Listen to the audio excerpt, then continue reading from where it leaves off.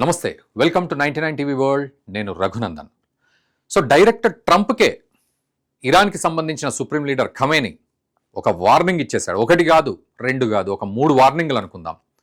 ఏమిటి అంటే, first warning ఏమిటి అంటే, మీరు ప్రపంచంలోనే అతిపెద్ద వార్షిప్స్ ఉన్నాయి, మీకు మిలిటరీ ఉంది, మిలిటరీ డామినెన్స్ ఉంది అని మీరు అనుకుంటున్నారు, కానీ మీరు కూడా మమ్మల్ని ఏమీ చేయలేరు. ఇది ఫస్ట్ ఒక స్టేట్మెంట్. ఇది వార్నింగ్ రూపంలో ఇచ్చాడు ఆయన వాళ్ళ భాషలో. రెండోది, మీరు మా న్యూక్లియర్ సైట్స్ని దెబ్బతీస్తామంటున్నారు, ఇరాన్లో ఉన్న న్యూక్లియర్ సైట్స్ని దెబ్బతీస్తామంటున్నారు, ఇది మీరు కలకంటూనే ఉండండి అని చెప్పి రెండో స్టేట్మెంట్ కూడా వదిలాడు ఆయన. ఇక మూడోది, ఇది మాకు ఖచ్చితమైన హక్కు లాంటిది, మేము మా దేశాన్ని కాపాడుకోవడం కోసం, మా దేశాన్ని డెవలప్ చేసుకోవడం కోసం ఇదొక సర్వ హక్కులు మాకున్న ఇరాన్కి, కాబట్టి మీరు ఏమీ చెయ్యలేరు. ఇక దీంతో పాటు మీరు వార్షిప్స్ని తీసుకొస్తాం అనుకుంటున్నారు కదా, అబ్రహం లింకన్ వచ్చేసింది, యుఎస్ఎస్ అబ్రహం లింకన్, ఒక పెద్ద ఎయిర్ క్రాఫ్ట్ క్యారియర్. ఇక మరోవైపు గెరాల్డ్ ఫోర్డ్, అది కూడా వచ్చేస్తుంది, అదొక ఎయిర్ క్రాఫ్ట్ క్యారియర్. ఈ రెండు కూడా ఇరాన్కి దగ్గరలో ఉన్నాయి, తేడా వస్తే మొత్తం పటాపంచలు చేసేద్దామని అమెరికా అనుకుంటుంది. సో మీరు ఎంత పెద్ద షిప్పులు వేసుకొని వచ్చినా కూడా మీరు మమ్మల్ని ఏమీ చేయలేరు. ఇది ఒక తప్పుడు యాక్ట్ కిందికి మేము తీసుకుంటాం దీన్ని, ఇదొక చాలా తప్పిదమైన అడుగుగా మేము తీసుకుంటాం, అండ్ మీ 2 షిప్పుల్ని కూడా మేము కూలదోస్తాం. ఇంకా ఏమైనా వచ్చినా కూడా మమ్మల్ని మీరు ఇబ్బంది పెట్టే ప్రయత్నం చేసినా మిమ్మల్ని కూలదోస్తాం. ఎలా కూలదోస్తామంటే, మీరు మళ్ళీ లేవడానికి కూడా మీరు పనికి రాకుండా పోతారు అని ఖమేని నిజంగానే వాళ్ళ భాషలో ఎంత దారుణమైన వార్నింగ్ ఇచ్చాడు అమెరికాకి అంటే సిగ్గుపోయింది అమెరికాకి. నిజానికి అమెరికా ఇంకొక మాట కూడా ఏం చేస్తోంది ఇరాన్ విషయంలో అంటే, మనం మాట్లాడుకుందాం, అమెరికాతో ఇరాన్ మాట్లాడుతుంది, డొనాల్డ్ ట్రంప్ అంటాడు ఇది, అమెరికాతో ఇరాన్ మాట్లాడుతుంది, ఖచ్చితంగా నెగోషియేషన్స్ ఉంటాయి, కానీ దాని అవుట్కమ్ ఏంటంటే ఇరాన్ న్యూక్లియర్ ప్రోగ్రామ్ గురించి మాట్లాడుతూ ఆ న్యూక్లియర్ ప్రోగ్రామ్ విషయంలో అమెరికాదే గెలుపు ఉండాలి అంటాడు. అంటే నువ్వు మాట్లాడాలి, సమస్య తీర్చాలి అనుకుంటున్నావు, కానీ ఆ సమస్యకు పరిష్కారం ఏంటిది అనేది కూడా నువ్వే చెప్పేస్తున్నావు. ఇది ఇరాన్కి నచ్చట్లేదు. దాంతో ఖమేని అన్నాడు, నువ్వు టాక్స్ చేద్దామంటున్నావు, అంటే మన ఇద్దరి మధ్యలో కన్వర్జేషన్ ఉండాలి అంటున్నావు, డిప్లొమాటిక్ టాక్స్, కానీ దాని అవుట్పుట్ ఈ విధంగా ఉండాలని మా మీద రుద్దితే, నీ డామినెన్స్ ఉంటే ఇది నడవదు అని ఇరాన్ చెప్తోంది. ఇది అమెరికాకు అన్ని రకాలుగా వార్నింగ్ ఇస్తోంది ఇరాన్. ఇది ఇప్పుడున్న పరిస్థితి. సో ఒకవైపు అటు అమెరికన్ ఎయిర్ క్రాఫ్ట్ క్యారియర్, అటు యుఎస్ఎస్ అబ్రహం లింకన్, ఇటు గెరాల్డ్, ఇవన్నీ కూడా దగ్గరికి అవుతూ మొత్తానికి ఇరాన్ని పూర్తిగా అష్టదిగ్బంధనం చేసే రకంగా ఇవి సముద్ర మార్గం గుండా వస్తున్నాయి. ఇవేంటంటే దీనికి సంబంధించి ఎయిర్ క్రాఫ్ట్ క్యారియర్స్ ఉంటాయి, అవి ఆకాశంలోకి ఫైటర్ జెట్స్ ఎగిరి ఇరాన్ మీద ఎక్కడంటే అక్కడ బాంబులు వేసుకోవచ్చు. సో నిజానికి గత సంవత్సరం జూన్లో ఇజ్రాయెల్తో 12 రోజుల యుద్ధం జరిగింది. 12 రోజుల యుద్ధం ఇరాన్కి ఇజ్రాయెల్కి. అయితే ఈ 12 రోజుల్లో ఏం జరిగిందంటే, ఇజ్రాయెల్ ఇరాన్ని కొట్టే ప్రయత్నం గట్టిగానే చేసింది, కానీ లాస్ట్ 2 రోజుల్లో అమెరికా వచ్చి ఇరాన్ న్యూక్లియర్ సైట్స్ మీద బాంబులు వేసేసి ఫైటర్ జెట్స్ తోటి యుద్ధాన్ని క్లోజ్ చేసింది. ఇరాన్ మూసుకొని కూర్చోవాల్సి వచ్చింది, ఎందుకంటే తేడా వస్తే అక్కడ న్యూక్లియర్ సైట్స్ బ్లాస్ట్ అయ్యాయంటే ఇరాన్ కొంప మొత్తం కొల్లేరైపోతుంది, ఇరాన్ లేవదు అసలు ఇంకా. అందుకని ఎందుకైనా మంచిదని ఇరాన్ క్లోజ్ చేసుకుంది ఇష్యూని. సో లాస్ట్ 2 రోజులు ఇరాన్ మీద అమెరికా దాడులు చేసి ఇరాన్ని ఇబ్బంది పెట్టేసింది, న్యూక్లియర్ సైట్స్ మీద దాడులు చేసి.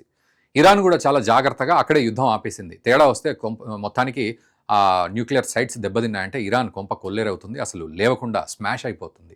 సో ఇది దృష్టిలో పెట్టుకొని ఇరాన్ ఏం చేసింది, వెంటనే సీజ్ ఫైర్ చేసేసింది. ఇదొక ఎత్తు అయితే, ఇక ఇరాన్ ఈరోజు కూడా చాలా జాగ్రత్తగా అడుగులు వేస్తోంది.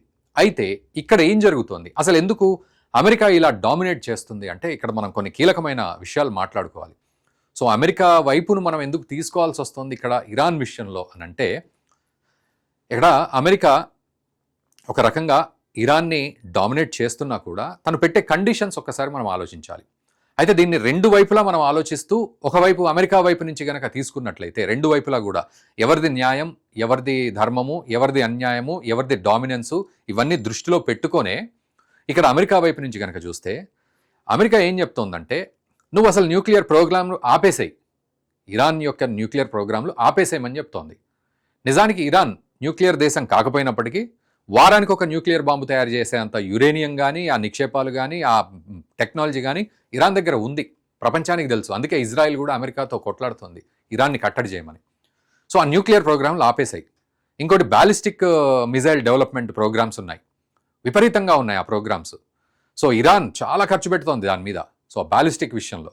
అందుకే అమెరికా నిన్ను కంట్రోల్లో పెడతాను వాగాలి అంటుంది. రెండోది. ఇక మూడోది, ఇంటర్నేషనల్ రూల్స్ అండ్ రెగ్యులేషన్స్ని నువ్వు పాటించాలి ఇరాన్. న్యూక్లియర్ ప్రోగ్రామ్స్లో కానీ దేంట్లో కూడా ఇంటర్నేషనల్ రెగ్యులేషన్స్ని పాటించాలి. నువ్వు పాటించట్లేదు. నిజానికి ఇంటర్నేషనల్ గైడ్ లైన్స్ ఉంటాయి. ఆ విషయంలో మొన్న జరిగిన ఫస్ట్ డిప్లొమాటిక్ టాక్లో కొంత ఒప్పుకుంది ఇరాన్, కాకపోతే పూర్తిగా ఒప్పుకోలేదు. యుద్ధానికి దిగుతా అంటోంది ఇరాన్ కూడా.